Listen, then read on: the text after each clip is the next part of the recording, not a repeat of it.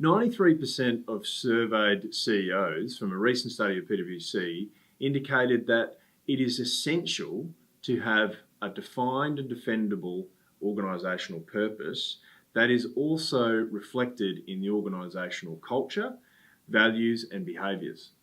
So that's why it's absolutely essential to not only define your organisational culture and values and behaviours, but also sustaining it.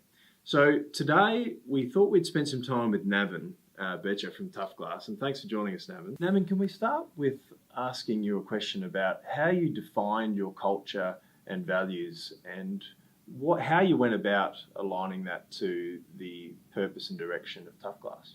So every organisation, Mike, has its own unique challenges and in their own respective marketplaces. But for Tough Glass to be competitive in a disruptive market, we have a leading edge. What we decided from an early stage was to define our organisational values. Similar to personal values, so these could be respect, staff engagement, collaboration, continuous improvement, social capital, just to name a few. And then once these were defined, we then correlated them into our culture within the organisation. What that then did, it created a framework which then allowed us to drive performance and behaviour. How did you go about defining those values? In terms of defining the values, it stems from what we individually believe our personal values are. Right. So things like respect, collaboration, it's something that if everyone can work together and have a set objectives within their own business units in the organisation, if we can all sort of have those same personal values that every day you want to achieve something and strive to something, then as a group, these objectives can be met. Yeah. And did you involve your leaders at the lower level to engage in that process to when you defined what those values look like? Or was it something that you defined as a leadership team? No, we defined those as a leadership team, but again, they stemmed from our personal values. Right. So mine and the rest of the exec team, what we believed our organisation should look like, should behave. We then created and defined those same personal values into our organisational values, right, and then drove those down. Right. And there's many ways we drove those down, but and implemented those. But so that kind of takes me to our next question. I think that a lot of organisations will define that as an executive team, and then put them on the walls, and they get left there, for everyone to see. But how did you go to that next stage? So you've got your values, you've identified the culture and behaviours that you want your teams to have. How did you then go about implementation and getting the buy-in from your leaders next level down? Good question. The key thing is with my senior management team, I have what we call a weekly circular. So that's a one-to-one where I sit down with each of these team members, the senior managers, and we go through the strategic objects of the organisation.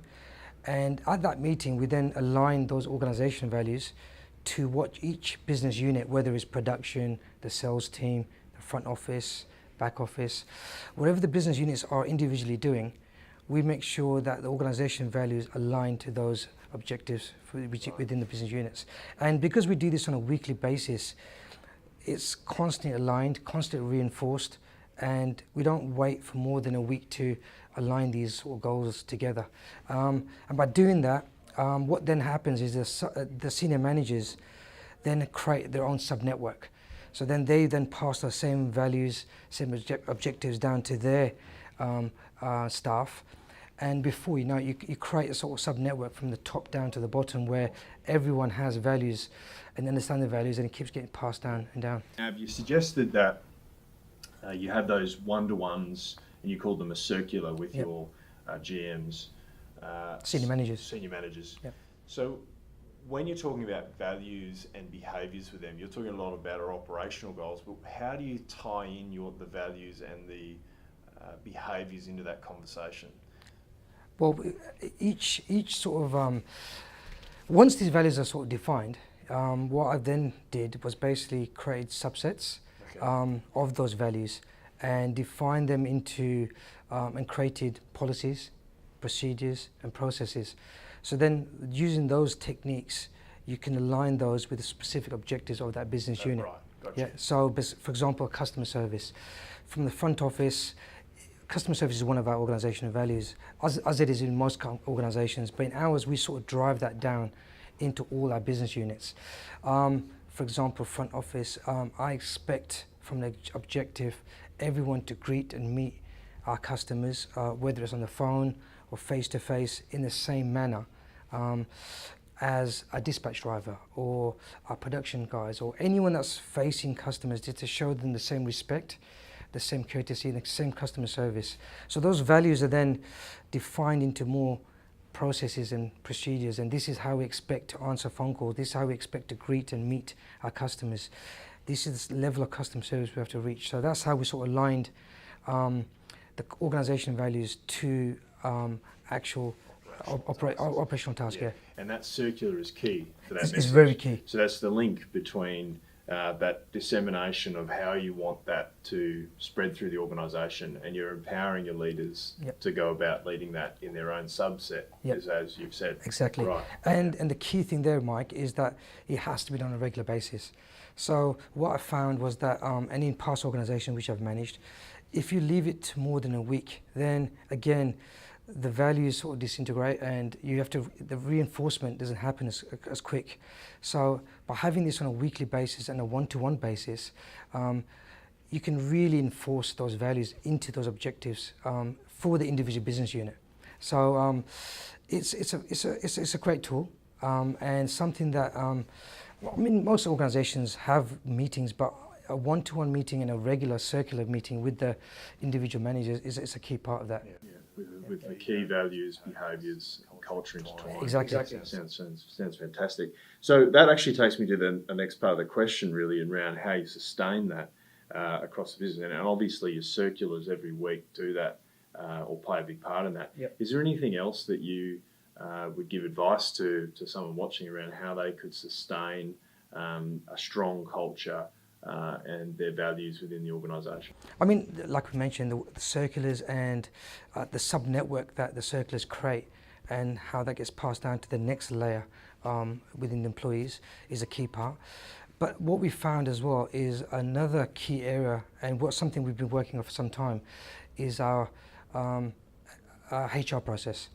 Our HR process become very stringent in how we employ and hire new people for the organisation. And in regards to, we're looking for, through the interview process, is do these new employees have the same personal values as our organisational values? And what that means is that once we hire the right person, they integrate into the organisation and add value from the offset. Yeah, so it's a seamless transition. It's a seamless transition, yeah. So that's something else we've actually added to sustain. Yeah. Okay, awesome. And a final question would be, as a GM, how do you hold yourself accountable? What are some of the things that you do every day to hold yourself accountable? Well, I mean, obviously as a GM, you have to lead by example. I myself have lots of personal values that I like to adhere to, and I try to adopt them and implement them back into the organisation. But look, we have several metrics we follow. You know, we have key KPIs that KPIs that we follow quarterly, yearly, to align all our strategic goals to our organisational values. But the key thing is lead by example, you know, and every day ensure that the environment that we create in Tough Glass is an environment that people want to come to work in, strive to show excellence, and really deliver our overall strategic objective of the business. And there was three, I think in general conversation, you expect three things from your managers when they have a conversation with staff. Yeah. And what were those three things? It was around asking them about their personal life. Yep. Could you explain that a bit further? I thought that was a really what I do in my weekly circulars. Yeah, so I break those weekly circulars down into, again, reinforcing organisational values. But I sort of divide into 3 sections. It's usually about an hour, our circular meetings, and it takes a lot of time. But so that 1 hour is divided very structurally, and we spend the first 20 minutes just talking about personal, and how the work, the personal environment at home, and socially is how they're going basically. Because obviously, if that's failing in whatever reason, if they're having a bad time at home or bad relationships, that's going to sort of transpire back into work. Well, and you're building connection. And you're building connection, yeah, exactly. And that's the key thing, right? And that also adds, again, it reinforces organisation values that we do care about employees and want to know what they want to do outside work and how they're feeling before they even come to work. The second thing is just basically helping them and empowering them to do the best they can in their own business unit. So what can I do to help them achieve their own goals, the objectives that I've set? And again, it's weekly goals to deliver objectives. Yeah. So, and finally, is there any continuous improvement? Is anything that you can suggest we can do better for the week? And I want to hear that from a collaboration perspective, an engagement perspective, which is again one of our key organisational values, that I really do value what employees think and believe we should do in their own respective units. So, and you expect that from them too, right? Exactly. So when they're having a conversation with one of their team members, they have to ask about their personal life first. Personal life first. And then they have to ask about how they can help. Yep. And then get down to how they're going as far as delivering on their objectives. Exactly, yeah. So it's the same type of circulars that I have with my senior managers. I expect them to do the same thing with their own respective employees. Fantastic. Yeah, so and then that way, overall, we just create an environment that's really, hopefully, fun to work with. Yeah. Oh, that's fantastic, mate. Well, there's some great tips there. I hope you got something out of that. We'll put some more information about some of those things that Navin spoke about below the video. But if you would like some more information on helping your business get those values and your organisational culture going in the same direction as your purpose and delivering on that, get in touch with us. We'd be happy to help. Thanks for watching.